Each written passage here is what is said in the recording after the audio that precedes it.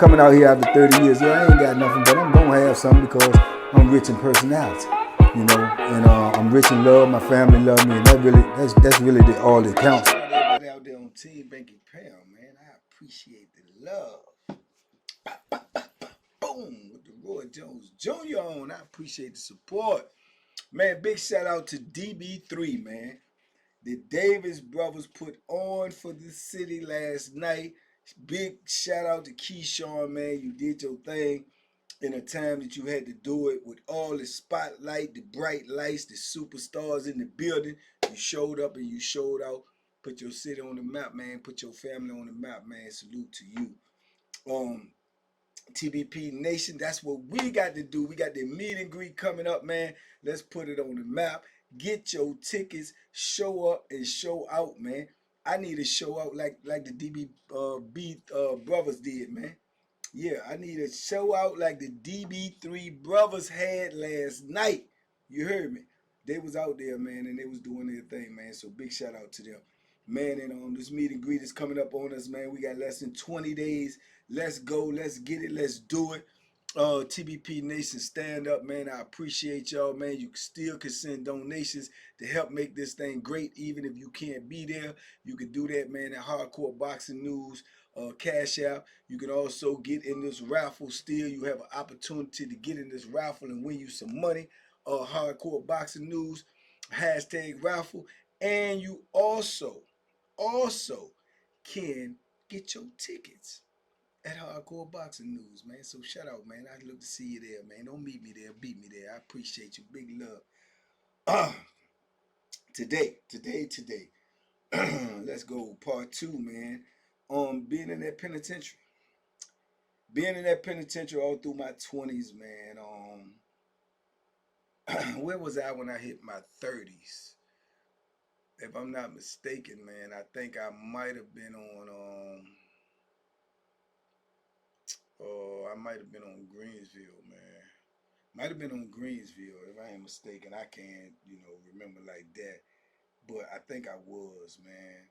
And I can remember when I turned 30. It's like,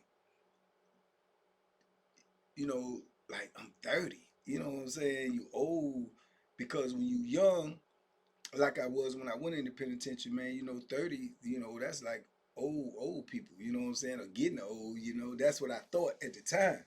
And I think when I went to prison, let me see. When I went to prison, man, I think my mom was only like 40, 41. You understand? So that's crazy to me. You know what I'm saying? When I went to prison, my mom was like 40, 41 years old. So, you always look at your parents as like older, because you're so young and, they're adults. So turning 30 in prison was crazy to me. I had been in prison when I turned 30 already for a decade, I believe. Yeah, a decade. So it's crazy to me, like, I'm on the 10-year mark and I'm in prison, man. And a lot of things start looking more obvious to me. I had a better insight of what was going on, a better insight on what type of life I was living. By this time, I'm fully, in the thick of it. I, you know, I've been in fights by 30. I've been in Bethlehem, played by 30. Um, I've been fighting with the administration by 30. I've been locked down or chained up to the bed by 30. Uh, yeah, I done had the dog sicked on me by 30. I done been maced by 30. I done been jumped by 30. A lot going on in the penitentiary, man. So at 30, man, I had pretty much, seen a lot in prison. I hadn't seen everything that I was gonna see, but I had seen a lot by 30, man. And I had adapted to the lifestyle. Like, I know how I gotta live. I know how I gotta carry it. I know what I gotta do. And I know when I gotta do it, for the most part. That's the way I felt. I feel like I had established myself in prison already as, somebody that they knew not to play with, while I was in there. Um, I know for the most part, if dudes knew they was gonna try to do something to me, they had to go ahead on and do it. Couldn't talk about it. Couldn't, you know, let me get wind of it because I was too nervous. I'm too nervous, man. If I get wind of it, man, I'm gonna make a move because I was that petro about getting hurt. I was that petro, that Bethlehem escape, man. I'm gonna tell you right now. You know what I'm saying? The people tell you whatever they want. They won't scare this, that Bethlehem escape. And you would rather be on the back end of it than be on the business end of it. That's for sure. And I used to think about that all the time, man. If what if somebody stabbed me or something in my face or in my eye or something like that, man. That's enough alone to have you petrified and make you be willing to move and jump at something at the drop of any sign of trouble. I had the stove box up and running. So I'm in the middle of a lot of stuff, man. I'm gambling like my mind going bad. I think in my 30's, uh, I gambled my whole 30's, dog. I ain't gonna hold you. I gambled my whole 30's for the most part, probably every day, and that was bringing about a lot of drama. I was getting in fights, I was getting in arguments, I was getting in beefs, I was getting in, altercations with dudes, standoffs, or like a standoff in prison, like you don't had this altercation that you watching him with a close eye, he watching you with a close eye. Ain't nobody made no move yet, but everybody thinking about making a move. I'm like on the edge. I'm gonna make a move because I can't be nervous for so long.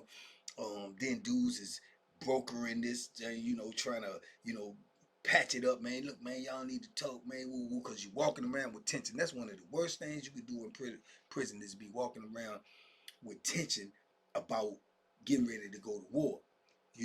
It's a fine line because you want to do something, but you don't want to blow everything. But if you hesitate too long, somebody might make a move on you. So it's real tricky, man. And a lot of times that's why a lot of dudes get hurt because they can't just wait around. And I was one of them dudes, I can't just wait around if I know for a fact that I got some tension going on. But then there's politics involved too, because the dude that you might got tension with, he might be somebody. And he with a whole lot of other somebodies. So if you bust a move and then people may be with you. And then you done created a whole situation where it's like pitting this against this. And it's really just y'all too. So, excuse me. So my thing was that I'll make a move, man. You know what I'm saying? I'll make a move if I get too nervous. I just go ahead and make a move, and I won't even let my homeboys know or whoever I was cool with know because I ain't really want to bring nobody else into my drama.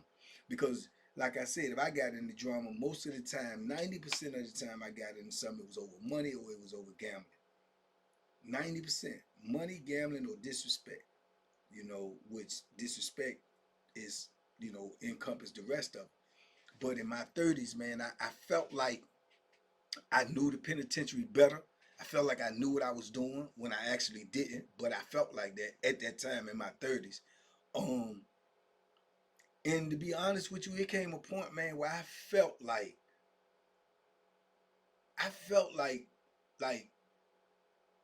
could nobody do nothing to me. But I knew they could. I know that now. But in my 30's, I felt like that because I felt like, man, I'm an animal. You know what I'm saying? Man. I'm gonna hurt you bad if you trying to get me. And I knew this. And when you got that type of mentality in your head, it kind of like makes you uh vulnerable because you delusional. You know what I'm saying? Everybody can be got in prison. I don't care who you are. Everybody can be got. Don't mean everybody get got. Like Bo. Bo could have been got, but he never got. You see what I'm saying? So everybody can get got in prison. So once you start thinking that you can't get got, you delusional. And in my 30's, I was feeling like I was delusional. I done knocked out several dudes. I done punched holes in a couple of dudes. I done fought the police. Like I said, I done been out there. I done, got this stove box. I done loaned people money. They ain't got my money. I done savaged them. So it's like You feel like you got a, you know what I'm saying, like you got control, but you ain't never got control in prison. But me looking back, this is me talking in retrospect. At this time, I'm telling y'all, in my 30s, this is what I felt. You know, I walk out the cell every day. I'm alerted that there's danger out here, but I'm not like I was in my 20s, like just, you know, kind of like more petrified. You know, I wasn't as much petrified. Was I? Did I still have fear? Yeah, but it was minimal because I feared at the time in my 30s more so what I would do and what price I would have to pay for what I do than I did about somebody doing something to me. Because in my delusional mind at the time, I'm thinking like, man, ain't nobody gonna mess with me. Ain't nobody trying to die. They know that's death coming with messing with me. And that's how I felt. But I won't acknowledge it. And it's a whole lot of other jokers in there that feel the same way. Now, if y'all bump into each other and y'all got something going on, then this is what it is. You know what I'm saying? But like I say, I was walking blindly, but God was walking with me because I got through a lot of things that, you know, looking back, maybe I shouldn't have got through. You know what I'm saying? Because that was always an option, you know, for me not to make it. You know, because other dudes got the same mentality. Other dudes is moving the same way. And it's just a matter if y'all paths bump, you know. But that gambling, man, that was my 30s, man. I was high in it. The adrenaline was crazy. You know, you winning. You know, you go down the poker table, man. At the end of the day, you gambling every day, man. I'm talking about every count, every time the door's open, you at the poker table. You fixing little quick meals and bowl shots and eating at the poker table and calling bets and money on the line, man. You might at the end of the day, you might end up winning two, three, four, five, $600, you know, and or at the end of the day, you might ended up owing somebody $120, $130, and then every time that I did end up on the losing end, I be in the sale, man. I could have just won $600 the day before, and I lose $120 the next day. That night, I can't even sleep, man. I be like, man, I lost that money back, man. And then you be on edge, and you got anxiety. It's just with so many ups and downs, man, with this gambling stuff. And to be honest, I just was addicted. I couldn't stop with the drama, with the fighting, with the beefing, with the, you know, all of that. I still couldn't stop because it was like, it became like my routine, which became my habit, and that became my lifestyle. You know what I'm saying? Gamble every day. Work out, gamble. Work out, gamble. I'm gambling when I'm in the pod. I'm working out when I'm in the cell. I'm gambling when I'm in the pod. I'm working out when I'm in the cell. You know what I'm saying? And I know all my sellers doing my 30s, they probably thought I was crazy. You know what I'm saying? Dixon was one of them. Dixon, you said, man, what are you doing, man? Then, you know, at times I don't, you know, put the skullduggery in effect. You know, not like cheating. I ain't never cheat. In gambling, I never cheated. But I did do skullduggery. I did lie.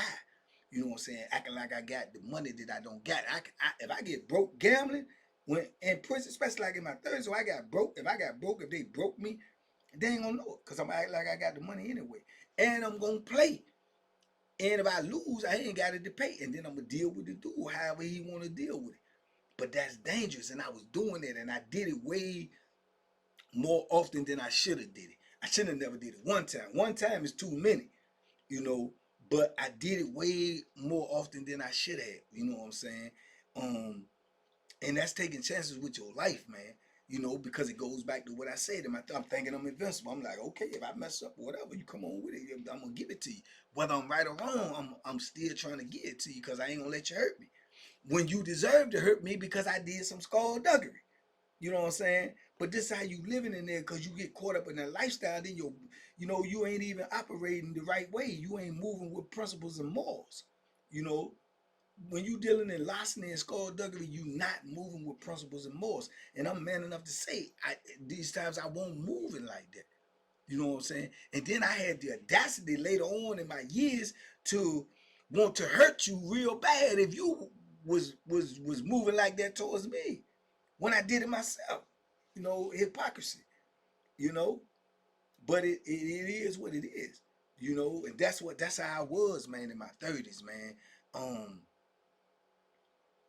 you know, that store box was the main source of my income.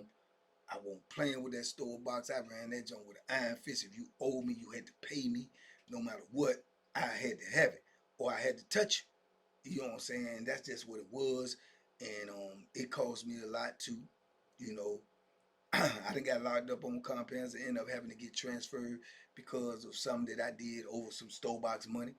And it's sad, but it's true. Sometimes the money won't even worth the problems. But it was just the principle behind it, and it was already the standard that I had already set, and then I just had to enforce it. I had to uphold it because once you do anything outside of what you known to do in prison, then people think you slipping. People think you getting soft. People think you looking at the door too much. You know what I'm saying? That's what they say in prison. You watching the door too much. You trying to get out. You worrying about getting out. When you start worrying about getting out of prison, you start moving more cautiously, which is smart. But people can peep that in prison, man. They can see it. They can smell it. They can sense it. Oh, he trying to go home. Oh yeah, he vulnerable right now. You know what I'm saying? He vulnerable. It's just like, a lion out there when he hunting and you see all the gazelles running, they look for the one that's limping. And when you start looking at that door, they see you like you limping. And they'll try you, man. Dudes that wanted to try you all along will try you. But they ain't had it hot to try you when you was in beast mode. But they'll try you. Believe that, and I found that out going out the door. But in my 30s, man, I just was, man, I was, 20s, man, like a loose cannon. In my 30s, man, I'm like really like delusional. I think delusional was the best way to describe my 30s, man. I'm delusional, man. You know, just the way I was moving and the dangers and the situations that I was putting myself in, man, I was super duper delusional. How I made it through my 30s, man, is a mystery to me right now as I think about it and looking back on it. You know, I had a lot of physical altercations in my 30s, man. Not as much as in my 20s, I don't think, but I had some. I think the ones I had in my 30s was more, um, they was more in depth. I got just a couple of fights in my 30s without the Bethlehem, trying to, avoid, in your mind you trying to like I don't want to I don't if I ain't got to go that far I don't want to go that far because you trying to avoid getting shipped. You trying to avoid getting taken off the compound and losing that thing. So you thinking that you look at that dude and you size him up and like, man, he running his mouth, I can whoop. You know what I'm saying? But then you gotta wonder, is he the type of dude that's gonna try to come back and get you with the Bethlehem, or is he got some homeboys that's gonna make a move? So you got to whoop them bad enough to get them gone, get them away from you. But you don't want to use the weapon because if you don't use the weapon and he don't tell, you alright. You know what I'm saying? Besides from dealing with if he got somebody that mess with him, then you made to deal with them. So I was more on starting to try to move smarter when it came to altercations than I was in my 20s. I was just moving viciously. I didn't care in my 20s. If you mess with me and I try to do something to you, chances are I would. If I picked that thing up, I was trying to take you on away from here because I was looking at all the time I got to do and what I'm up against, and I didn't I won't really caring at that time. In my 30s, I think I start caring more about trying to preserve my life and try to, just hoping and praying that I might get out. You know what I'm saying? In your 20s, you looking at all this time you got to do and the way you got to do it, and you like, man, I might not make it. I literally have told my people, on the street before, my mom and my sisters or somebody, man, that I don't think I'm gonna make it out. And they used to always say, don't say that, don't you say that, don't say that. But I felt like that in my 20s.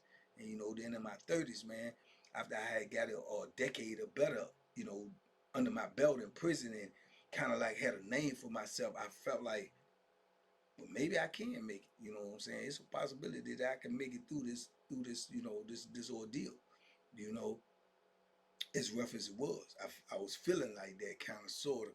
And I think that affected the way that I moved, the way that I handled situations.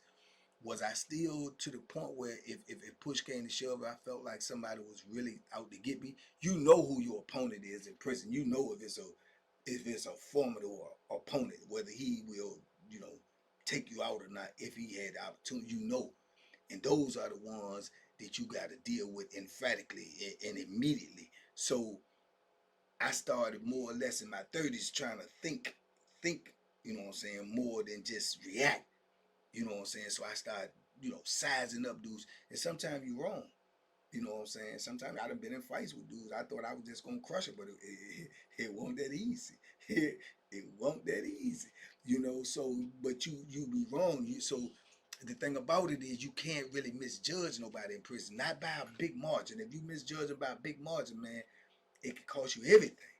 So I think in my 30s, man, I did start thinking more, but I won't on a high enough level of thinking. I wasn't as smart as I thought I was. You know what I'm saying? I wasn't as smart as I thought I was in my 30s. And trying to think if anything big happened in my 30s, like big setbacks or anything like that. And it just ain't ringing in my head right now. I had a long night, watching that fight, as y'all could tell with my voice and whatnot, screaming and whatnot. It was an electrifying night, but I'm just trying to think in my mind what's the most crucial thing that happened to me in my 30s. Uh, yeah, I think that was, man, when the riot and stuff happened with the when the boy lost his life, man. R.I.P. to him. I think that was in my 30s, man. I was in my 30s then, and yeah, yeah, I think I had to be in my 30s then when that happened. So that was eye opening as well too, because they pulled me into something that I ain't had nothing to do with. So, I always knew that was a possibility in prison because, like I say, they will blanket everybody. You will pay for stuff that you don't do in prison just because of where you at. That's a fact. But I ain't never thought I'd get caught up in something like that. And I think that dragged me, and it ended up changing the course of my bit because I stayed back there in that hole for probably about almost close to a year, 6, 7, 8 months or something like that. It was a long time, especially for that, not doing anything. And then I never got back out on the compound from that. They sent me from that to another institution. I think that's when I ended up going to Nottoway. And yeah, so things like that, that's major because it changed the course of your bid. You establish on this institution, everybody know you, everybody know what you about, the administration, the convicts, the inmates, everybody know. But when you go to another institution, man, you got to start all over now. Granted, it's gonna be a lot of people there that know you or know about you. But still, you got to get acclimated with the police. You got to get acclimated with the new dudes. You got to get acclimated with the dudes who don't know you. So you're going to have to start right over again where you may have to put in some work and then you set back even further. You understand? So it's just a lot, man. And I think that was a major um, turn. The biggest one I could think of at the moment of my 30s, man, was getting caught up in that situation right there, that little beef with DC. And yeah, that don't set a brother back. It set me back, man. But it also sits you down. When you sit down and you in that hole, you get a lot of time to reflect with yourself about what you've already been through and what you gotta go through and where you're going. So I used to do a lot of that when I was in the hole, man. Just reflect on how this thing gonna go. And in the penitentiary, man, you can't never look too far ahead. Just like out here now, a lot of people always say, "Man, what you gonna do, man? We got this next week or that, the 2 weeks." I don't even think that far, and I'm accustomed to not thinking that far. And I know I got to break out of that now, but that's just how it be. You can't think that far. If you think that far in prison, then you in trouble because you ain't gonna be seeing what's right in front of you right now. And that's what's going on in prison, what's going on right in front of you right now. You can't be thinking about next week and the week after next and all that, because you might not even make it there, or your whole circumstances and situation could be different before you get there. So yeah, man. But my 30s, man, they was a learning process, man. It was a learning process, and it was a process where uh I was trying to get it right. I just couldn't, you know. I couldn't get it right, man. Yeah, it was an experience though, man. I'm sitting here thinking about it now, and I know a lot of stuff gonna come back to my mind after I finish this video. So, like I say, I may recap all of these videos, 20s, 30s, 40s, and 50s after it's over, because after I've spoke about it, then other things will arise in my brain. But y'all let me know, ask questions, and it'll spark something to make me remember. But yeah, but that was my 30s, man, in prisons, man. It was my 30s, man. And unfortunately, every day of my 30s was spent in incarceration. Every day. every birthday, every holiday, every day of my 30s was spent in penitentiary, you know. And thank God I'm here today to talk about it. But y'all ask me questions. Let me know. Talk to me in the comments. I talk back. Big love, TVP Nation, man. Please get your meet and greet tickets. You can ask me all the questions you want when you get there. Shake my hand, and we can talk about it. But can't do it if you don't show up, man. Don't meet me there, beat me there, man. Check with Jay Hardcore at Hardcore Boxing News and get your tickets, get your raffles. If you can't, just donate. We appreciate, and we gonna make it extravaganza if we can, man. Peace and blessings, man. Y'all be safe, be smart, make good decisions, man. Tuck them hooks, man. They out there, man. Man, I don't know, these videos starting to get me kind of melancholy, man. Bow.